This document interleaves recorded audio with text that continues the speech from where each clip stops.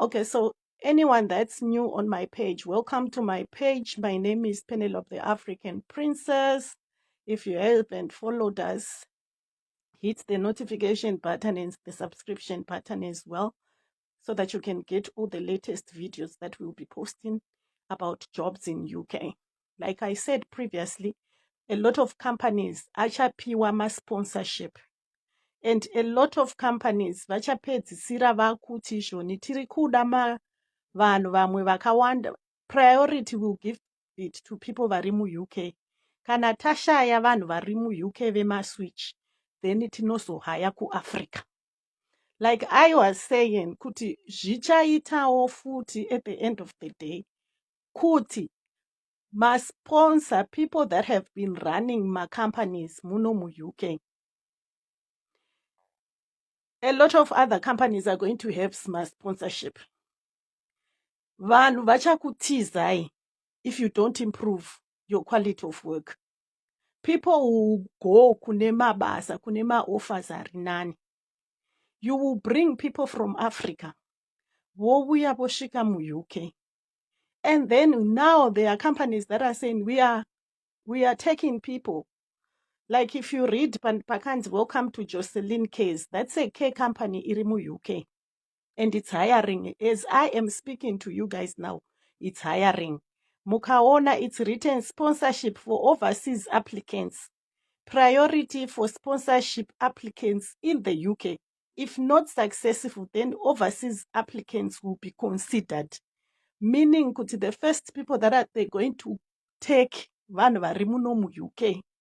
So we'll end up, imo muno muUK, we'll end up having the best companies, having the best workers. Makampani anamusiyamwa, muchasara mune vanhu vasingakwanise kukuproviderai the best care. You will train people to work for you, but if you are not very careful, a lot of people are going to leave your companies and go kune greener pasture, kune the best conditions, because everyone wants to have the best out of the UK story. Saka, like I always say, it's up to you. If you are running a business, do your best, because business in Dereako. Anyone who's interested, if you go per website, Ndaisa, I have put the name of the company in on the Jocelyn. I was just doing my research also per uk.gov, where you look at companies that are hiring. Kuneva sinama hours and you are in UK. Kuneva nvarukushanda vanema company akarivokwa. Try to apply kune company. I do not know them, but I looked per uk.gov, ndikaonawo makampani anenge ane sponsorship, and then I went to their website, ndikanoverify. They are looking for people that are doing domiciliary. So if you know how to do domiciliary, you've got your driver's license, it's added advantage. Kana une motikari yako, it's added advantage. You can relocate address. Vakaisa, I think it's somewhere in London, uptown. You can also check the location, kutinde kupi, where they are located. Once you become a successful candidate, they will do your permit again. Inonzi BRP yako. Kana waitirwa BRP yako, then vanova vaita say, vanokutumira. You don't have to go there. Everything is done online. Some might ask for Marie yekuitira BRP yako. And I have heard people are not paying anything more than £350. Not £350, $350 kuti vakuitire switch yako. Some company will even offer kukuitira. Hazvizi zvekutengeserana, maZimbabweans majaira kutengeserwa muchibirwa mari. You have been paying vanhu mari, a lot of money, masvika kuUK, majobs hakuna. So try to get my jobs are legit. My jobs are legit. You don't pay money. Ari muno muUK. Maneni, I'll definitely be searching. Like I said, nyaya yemaneni yaka iswa iko zvino this year 2024 to 2025. Period year 2024 to period year 25. Yakaiswa ichinzi ana maneni, they're going to be needed. I don't want to come and give you information that I am not 100% concrete. But what I would advise everyone, arikuda kuita basa raneni, nyora English. Kana wanga wakanyora English kudhara, then we will start posting my links. Kuti these are people variku ma companies arikuita say arikutora maneni. What I don't know yet is amaneni coming directly kuma individuals there, kana kuti maneni will be coming through my companies. And kuzviziva. So I will not come and lie to you guys. 2024 Zimbabweans, refrain from giving vanhu mari. Musamhanyire kungoti because kwanzi nemunhu ndiri advertise paita majobs amaneni, and then the next thing mutanga kuti kuna Penelope, hey, inini ndinotori ne 4,000, hey, ndinotori ne 2,000.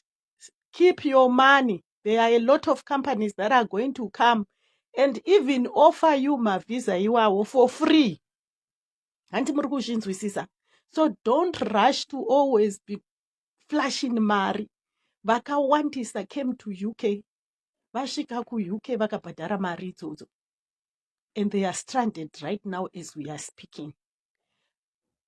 Varikuda kuapply zvekeya.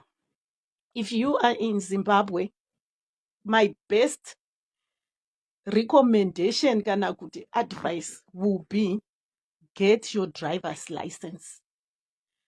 Get your driver's license. It's the cheapest route and the best way yekuti ukasvika kuEngland, you fit in easily. Everyone is required to have a driver's license in England. Yemotikari dzinotengeka ma 400, 500 pound. But you need to know how to drive. Ukauya usina driver's license, either wauya nehama kana kuti sekuru, baba, kana kuti mainini, kana kuti tete, kana sisi vako ndo vane company. Ukashika ku UK, you will still need a license. Is what we are saying to every single Zimbabwean. If you are still ku Africa, get your driver's license. Kune vari ku South Africa, kana mune ma permits eku South Africa and you have decided kuti ndakuda kunogara ku UK ndombonoonawo, you can still get your South African driver's license. It comes here and it works perfectly well. So there won't be a problem yekuti wauya ne South African. It can also be changed. Zimbabwean passport, Zimbabwean license, you can also get here and it also gets changed. Within a week, unenge watove ne British passport yako. Vari ku-apply within vari munomu. What you need to do is, kana une driver's license yako, it's added advantage. This is what I always keep saying. 2022, when I was telling you about mabasa ku UK amuka, I kept saying, nyora English. Do your driver's license, also ita your TB test.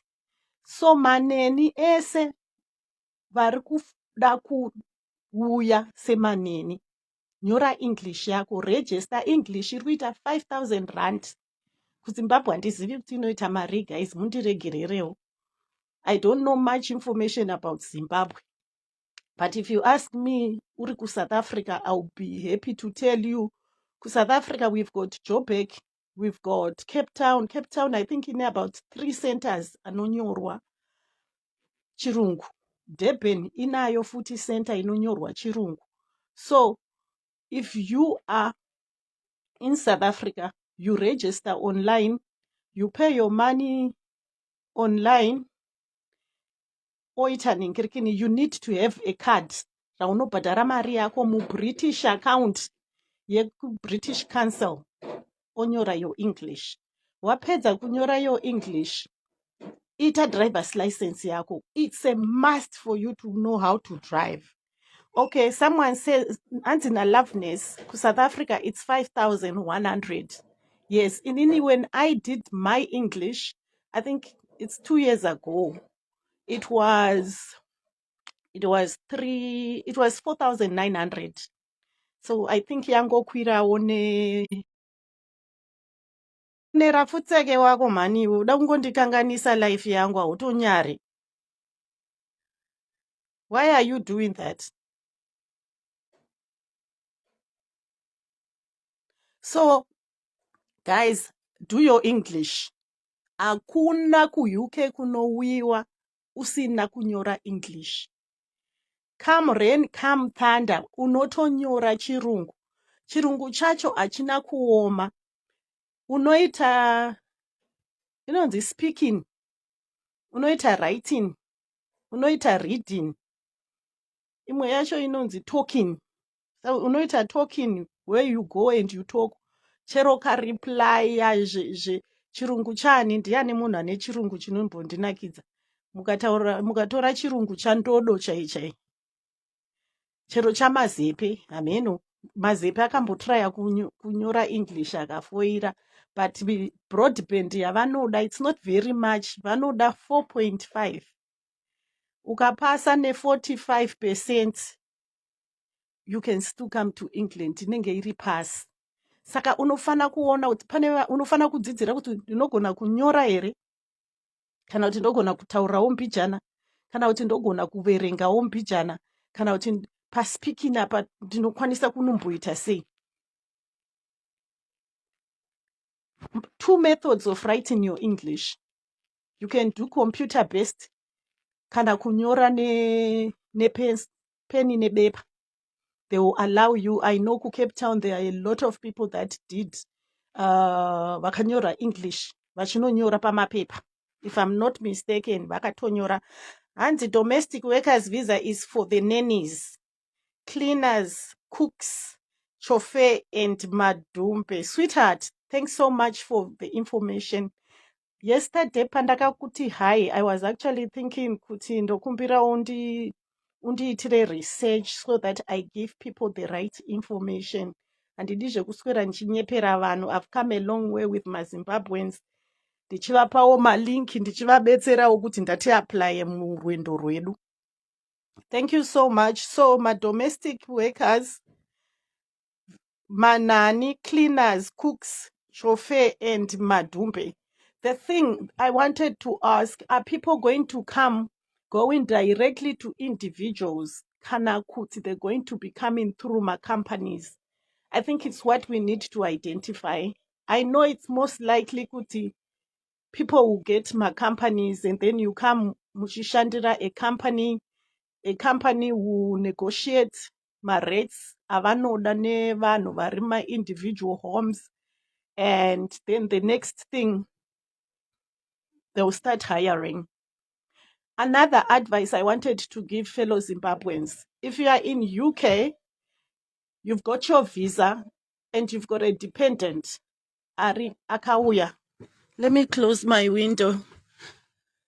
Another from my window, but okay. Okay. So another thing that I realized, kuti, if you are in UK and une dependent rako rinokwanisa kuvhura company. Iwewe une sponsorship.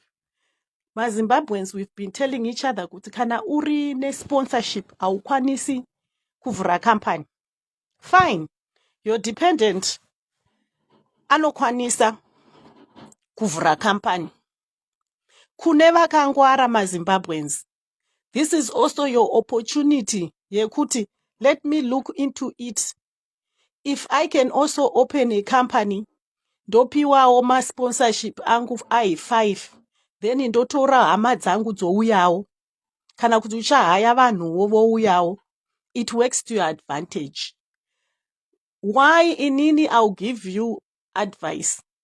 Muno mu UK I have seen kuti mune maimmigrants akawandisa anobetserana. Mukaenda kuBirmingham uko kwakazara maAsian. Vakatora nyika, vari kutora nyika, vanhu vakangotarisa isi maZimbabwean tichingotukana. When we supposed to just help each other. Ngatibetserane kuti panopera ipapapa vanhu vapinde vachiuya vari maneni. Panosvika 2030 yakarehwa navaMugabe, isusu tinenge tave neLeicester City kana Newcastle kana Liverpool. Inenge yakunzi kunogara maZimbabweans ega ega. Zvinotenderwa. Ngatiite maZimbabweans anouya futi vagopindawo mupolitics. Ramangwana tigoona kuti zvoni tatove nemuZimbabwean ari kutonga muno muEngland. I was going through this website. The richest people with the most expensive houses in the world. 2 of them are Indians, vari muno muUK. From the Queen Elizabeth's palace, ndiyo number 1. Number 2 muIndia. Ari muno muUK neimba yake. Isu maZimbabwe tichingotukana paFacebook. #no to poverty, no to the spirit of limitation. Let's promote maZimbabweans tese tiuye. If you are a dependent, endai online munochaga kuti how best can you open companies? How best do I recruit people? If ndikavhura company yangu, ndo recruiter ose ana madhumbi.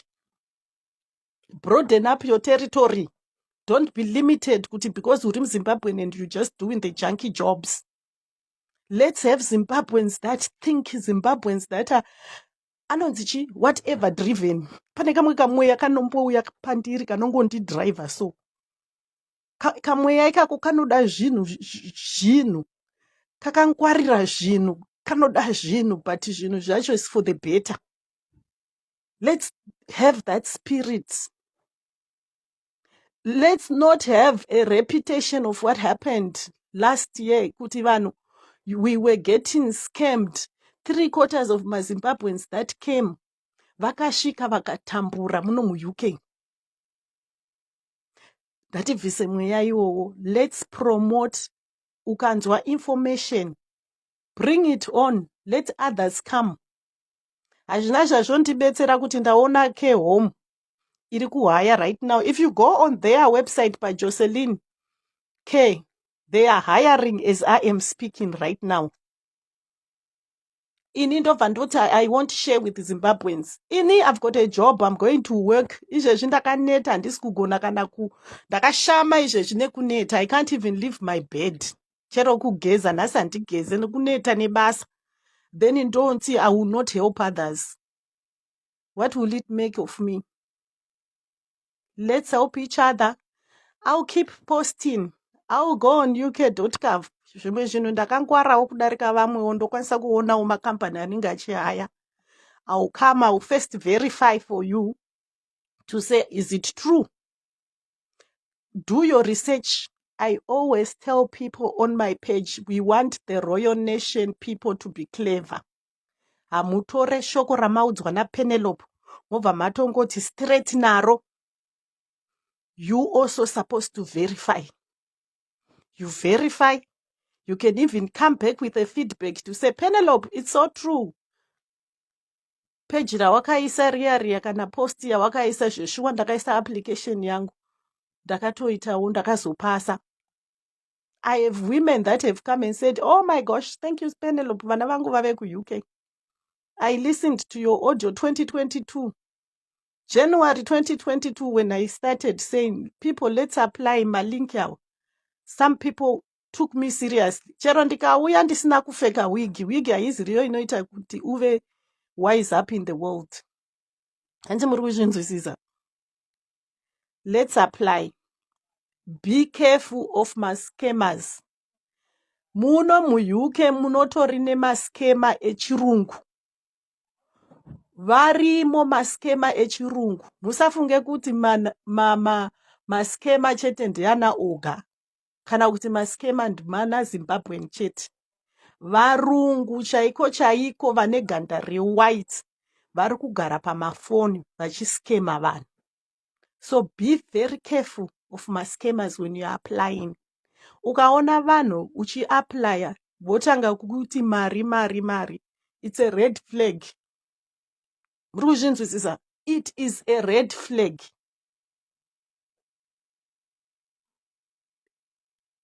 Do not rush to give people mari. Usina kuona COS rako. Handi muri kuzvinzwisisa? Munhu ari serious ari kuda kukupa basa. Ukamuti basa ndiri kurida, ndiitirei COS yangu. COS yako ikauya, vakakuratidza kana kuti vakakutumira pikicha yeCOS yako. Simply what it means, kana iwo usina hard copy but waiona COS yako, you can go online and verify kuti zveshuwa COS iri right here kana kuti kwete. Semunhu ari kutsvaka basa. The thing with Zimbabweans, tinotya, tinofunga kuti munhu ari kukuoffer basa ari kukuitira favor. You both need each other, employer na worker. I keep telling you guys, we both need each other. Employer cannot run a successful business without the workers. Iwewe the worker, you cannot earn a living without an employer. You meet halfway, mese. Une zvinhu zvausinganzwisise, you ask. You are allowed to ask. The minute you keep quiet and just say, okay. Ndizvo zviri kuitika kuti kana masvika kwamunenge masvika, then you get my surprises on the way. You will get my surprises on the way, guys. Learn to ask. Chausinganzwisise bvunza. Don't keep quiet. Musaite sevanhu vari kutorwa vachiendeswa into ameno kuti inonzi chi. Ameno kuti inonzi chi. Saka just ask. If there are things that you don't understand, ask. There are people that will come and tell you kuti isusu we can process. I know kuti there are people vasingakwanise kuzviitira kuapply. Ini Penelope ndoda kukuudzai chokwadi. Mulife mangu handisati ndambowana basa randakaaplya ndega. Ndikariwana nekuaplya. Handimuri kuzvinzwisisa. I was thinking about it the other day. Kuti Lord, semuchindidaro nhai Mwari, handisati ndambowana basa rekuaplya. Pandakaenda when I started my apprenticeship, I got my apprenticeship because I knew someone. Ndobva anonditsvakira basa kuZisco Steel, and I started my apprenticeship. Ndabuda basa kuZisco Steel. The next thing, I went to Zimplats, Kungezi. Ndakatoita neighbor wangu akafona chikanzi Penny ndatingozviita setiri macomrade. Tifonere supervisor wekuZimplats. Ndobva tatomufonera tikati tatumwa navaMunangagwa kuti tikufonerei. Ndobva kata phone. Following day, Derek anga nemusikanzwa. Ndobva tatsvaga rimwe sim card futi. Ndobva tafona futi kuna supervisor wekuZimplats. We heard kuti they were hiring. Ndobva tafona futi tikati comrade, takatuma vanhu kuti vakufonerei. Are you serious kuti hamusi kuda kuva-attenda to here? Apa Derek aitaura nezivoice rinotyisa. Ndobva supervisor vati, no, it's okay. There's no need boss kuti vauye. Just send them out so that kana vakasvika vanongouya vachindiona votaura kuti vatumwa from the district office. Ndo maonero andakaita basa kuZimplats. Vandashanda kuZimplats. Kwanga futi kune masatanist echirungu kuZimplats. Inini ndikaona maemployer anoita zvechisatanist ndinobva ndatovaudza ipapo. Saka kuZimplats kwanga kune maemployer echisatanist varungu. Ndobva ndabva kuZimplats kuyake. Okay, foni yangu yadona iyo. Ndobva ndabva kuZimplats. Vandaenda kuSouth Africa. South Africa basa randakatanga pane munhu akashanya kumba pandakasvikira pamba brother yangu ndobva nditi unoita basa rei ndikati remagetsi zvikanzi phone number unomuudza kuti kwaina blaz akubetsere. It took me a month ndisina kufona, and when I felt my spirit was ready to phone ndobva ndatofona ndikatonzi mangwana kubasa kuuk futi. Kuuk ndakatofonerwa guys kuti uchiri kuda kuenda here kuuk ndikati kwaitei zvikanzi tatowanasiwo espeni ndikati imi muri kunyepa. Ndomawiro andakatouyawo kuuk ndinongoofewa zvinhu iniso. Saka Mwari ndakatovaudza kuti but Mwari ndatokura kainini. Every time when I get a job, God has already done it for me. He has already done it for me. Handimboone basa nekuti ndakugara pasi ndichiapply. Pandichachinja kana kuri kuti ndichasvika pakuchinja basa ndichafonegwa futi. But kana ndisati ndafonegwa inini am happy kubasa kwangu ndiri kuchimhanya guys. Ndiri kuchimhanya. Dai vakatongondiitawo foromani but handidi kuita foromani, ndoda kufamba ndichidhiraivha ndichiona nzvimbo. So I'm just having small talk, but at the end of the day, let's encourage everyone kuti kana muchiapply musabirwe mari. Mari inorwadza. Mari inorwadza. Verify before you release your funds. Verify kuti vanhu vamuri kushanda navo vakamira sei. I have a friend's daughter ari muno muUK.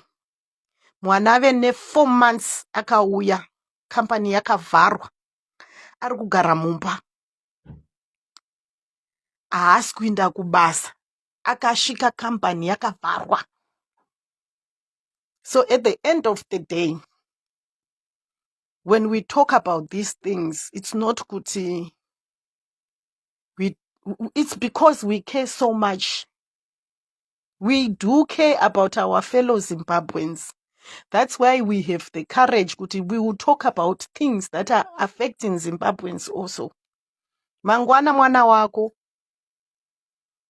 It could be your child.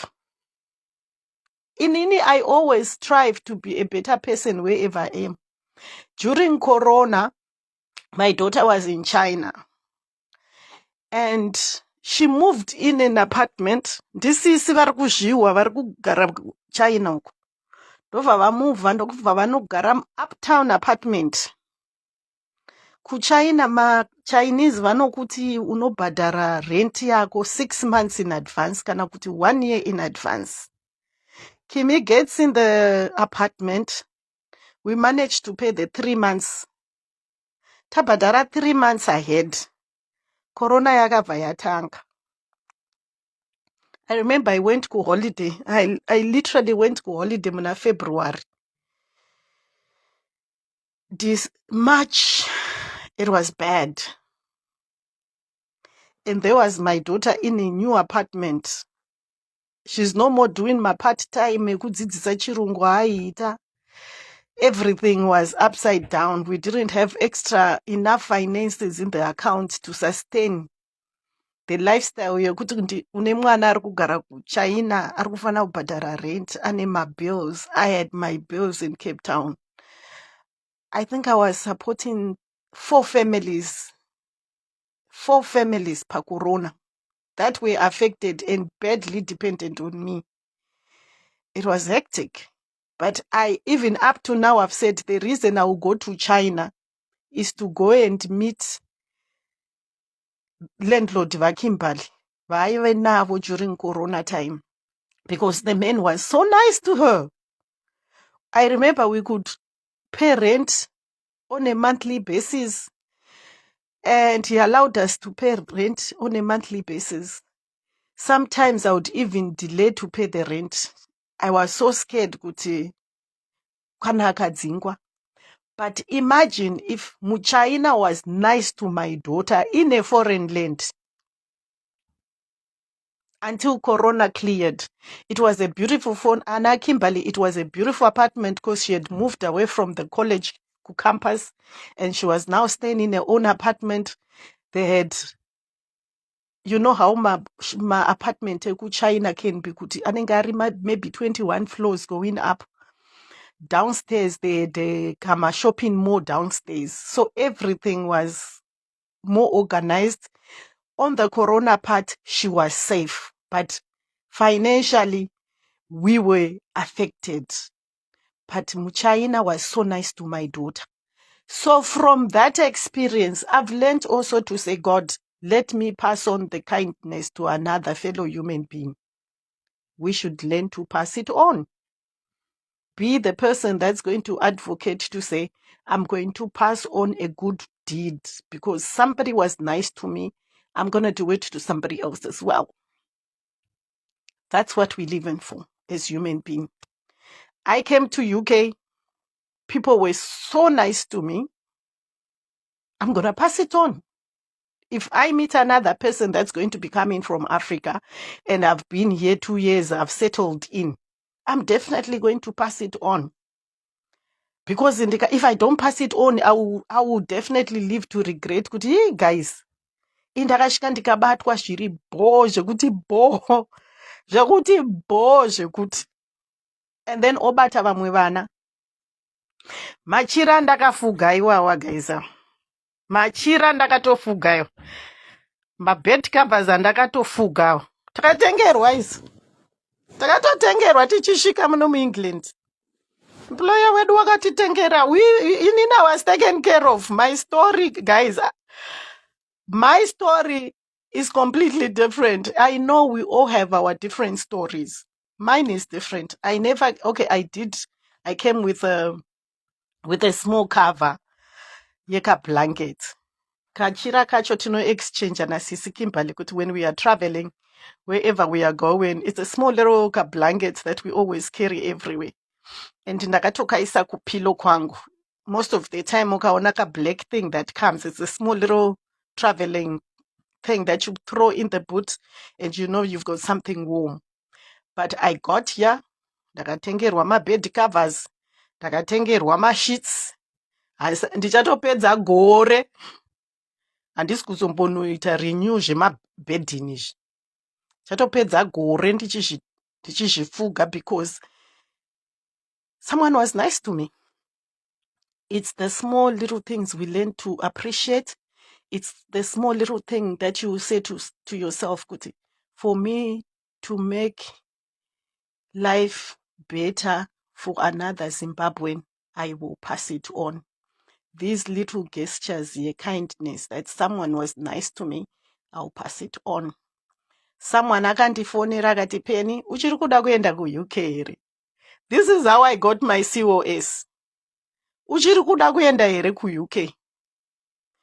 Ndikabva ndatoti chimbotrayai bhebhi renyu, chimboitai nhingi wenyu, chimboitai. Zvikanzi no money iwe Penny, uchiri kuda kuenda here. And I kept like for 2, 3, 4 days. I think it was a week or 2. I kept saying and then one day I woke up and I was like, I don't lose anything. Ndabva ndati zviribo. Zvikanzi zveshuwa takutogadzirisa, uri serious?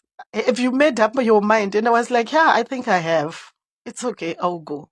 And that's how I got. Kana ndichikuudzai kuti right now I still wake up and say, Mwari, you made that decision yekuti ndiende ku-UK. I had completely removed my thoughts, my brains, kuti ndichaenda ku-UK. Ndanga ndisacha zvekuti ndichaenda ku-UK, I had completely removed it in my mind. Ndanga kutomhanya busy. I remember the day I received the phone call yekunzi uchiri kuda kuenda ku-UK. Ndanga ndatobva kunoprintisa ma-flyers angu ndichiita advertising yema-solar panels. Ndanga ndatozviti this is what I'm going to be doing, Mwari.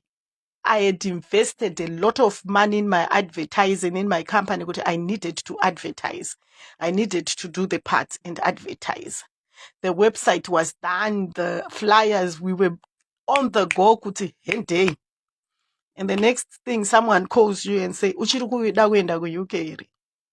Vangani vakafonerwa vakanzi, uchiri kuda kuuya here. And then you'll be like, okay, let me think about it. I don't take it for granted. Ndinobva ndati Mwari ndiwe ruoko rwaMwari urwu. Handiendi kuchechi hangu, but I'm very spiritual. I know my Father in heaven. I always see him when he's working miracles over my life. And the next thing, 1 month, I was to UK. 1 month, my visa was already out. Ndakatozononoka kuuya because I had to travel and say bye-bye kune my mother and everybody else. Let's be nice. Let's be nice to people and help each other, sema-Zimbabweans.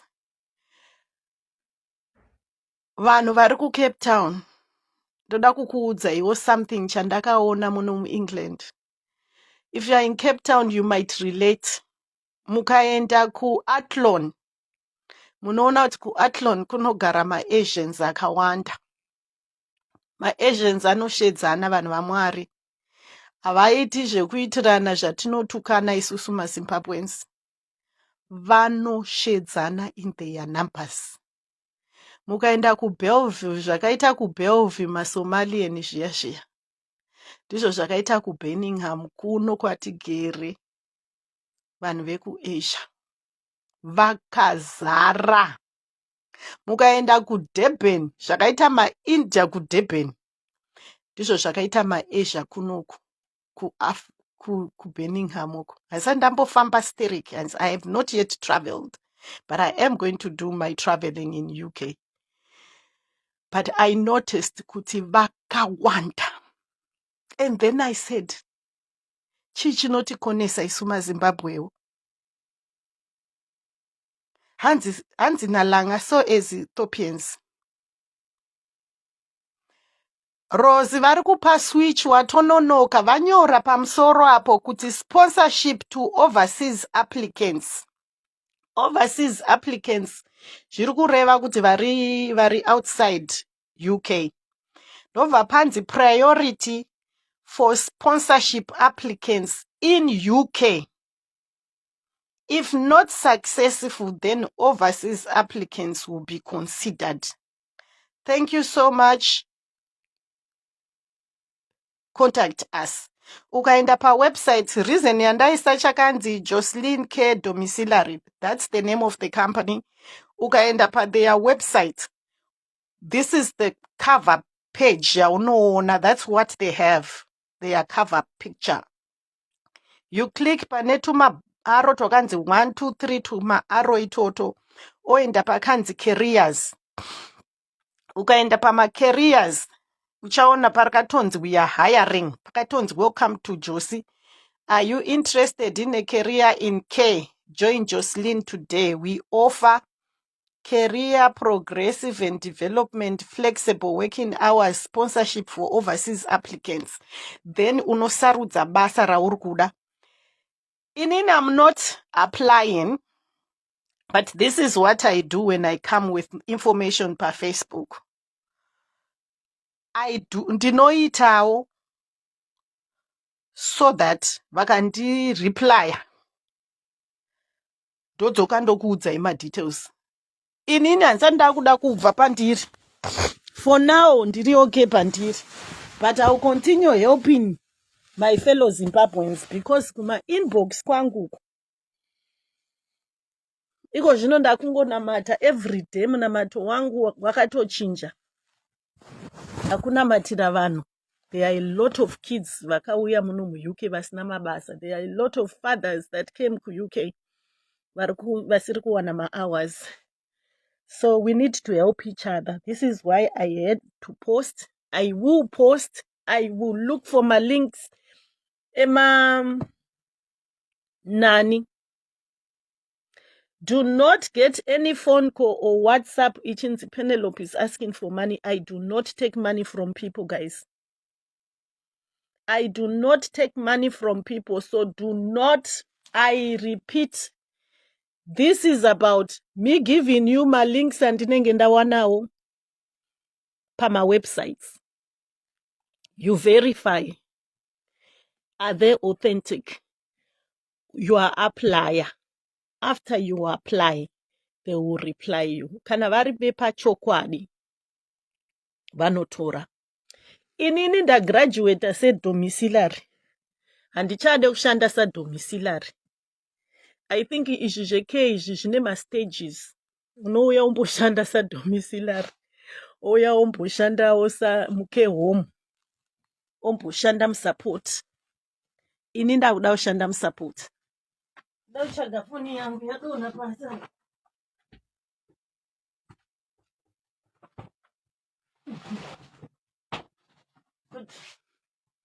Saka ini ndoda kushanda hangu iko zvino handichade zvedomiciliary. Ndikawana majobs edomiciliary vari kubva kuZimbabwe 2024 tichakutsvakirai majobs edomiciliary hatimborege kukubetserai. We will help you. Start graduate. Tatove pekutoti I can't do domiciliary anymore. We have graduated, guys. Nandichaiti hangu domiciliary anymore. I am not looking for a job domiciliary anytime soon. I will not do that. I would rather encourage other people to apply. It's what I will do for you guys. So if you are applying and you're looking for a job, you can apply. As I'm speaking, early birds catch the earliest worm. Apply, put in your CVs. Send them, you can send them your current, your current BRP, your driver's license, kana wakashika wakachinja your driver's license, kana une motikari. It works to your advantage.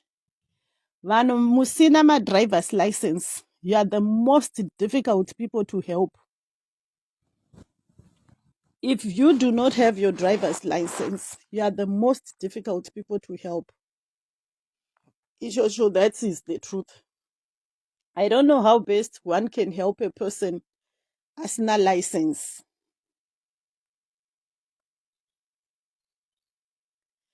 How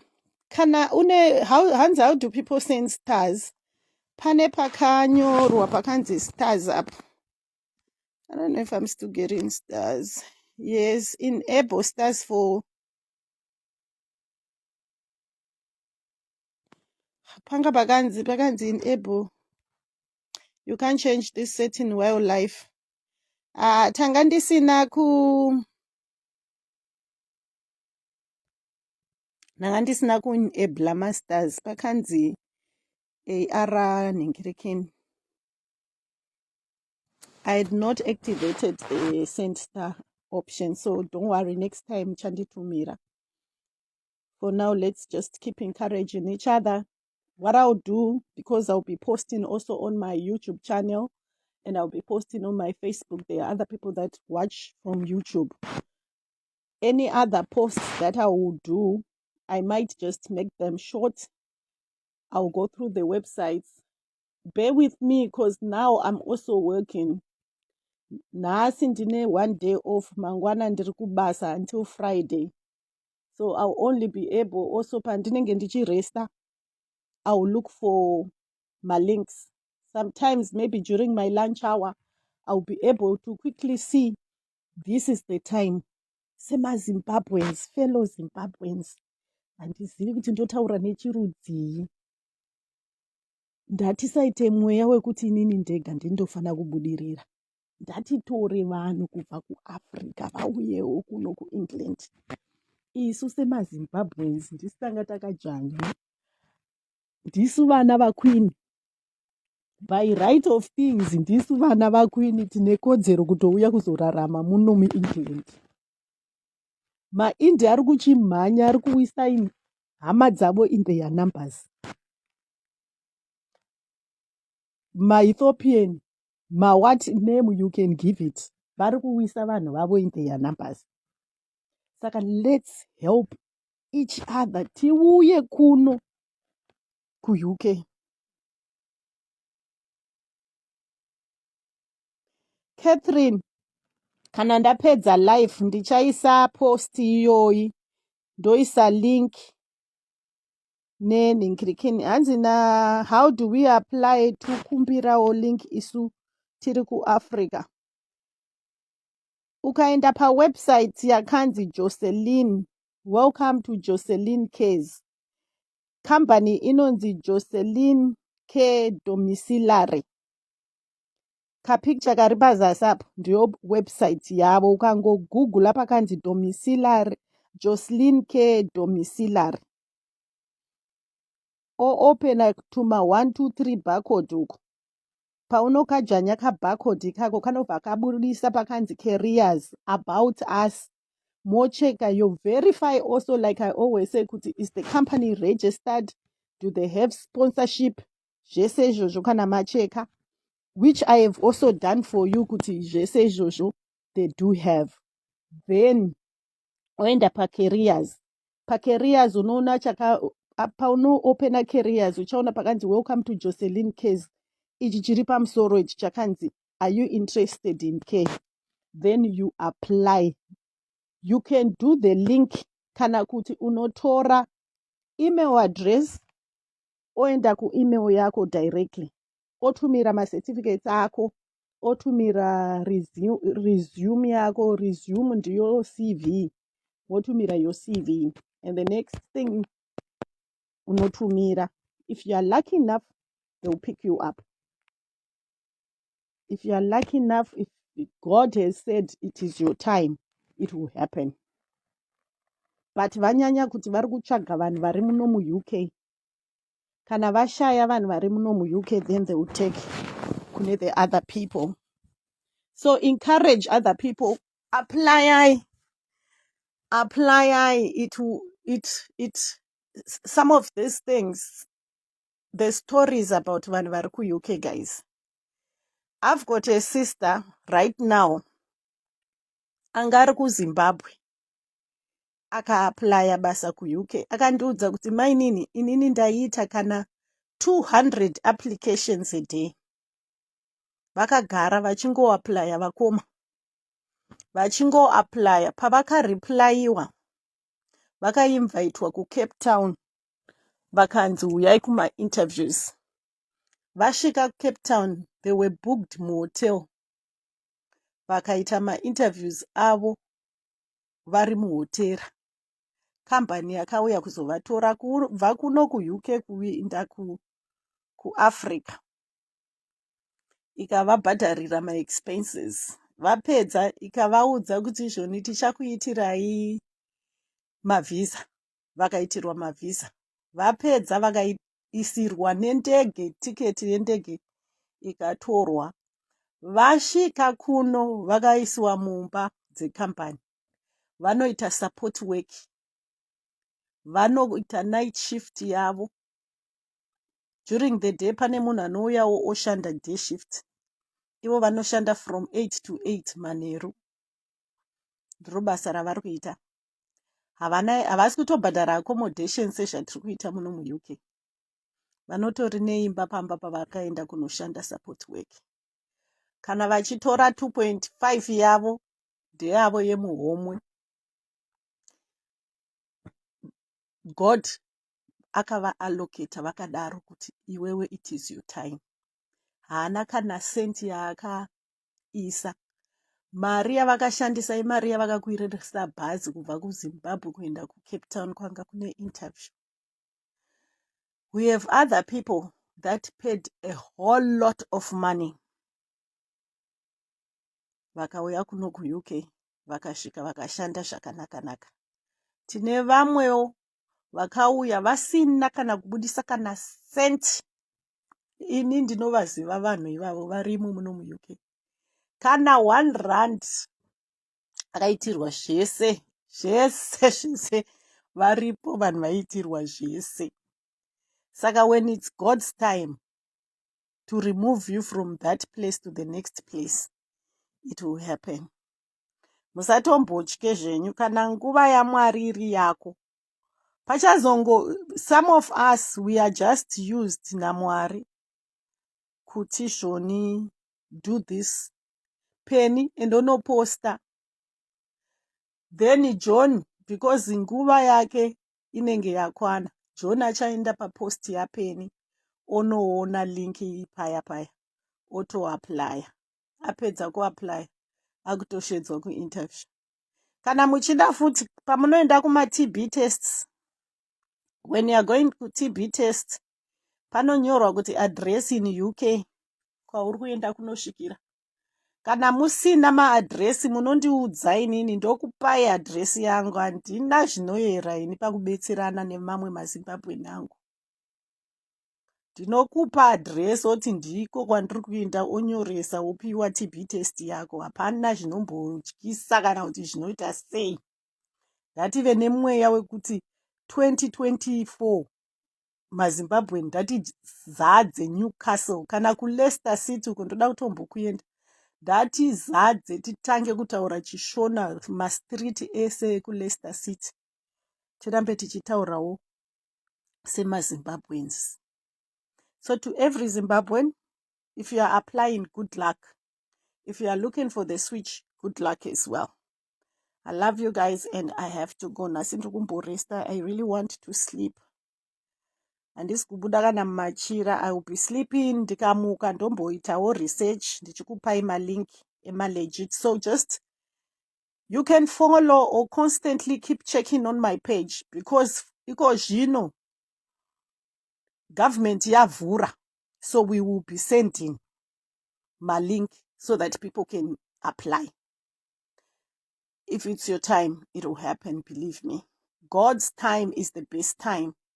I'm in a situation where every other day, maybe it's too early, but I always say every day when I wake up, I'm like, God, you brought me here. I'd already given up hope. UK.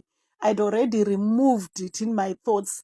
Even my mother was saying, Uda kwenda ku UK, uda kunodi. That was my mom. Yeah, okay, South Africa, shiri right.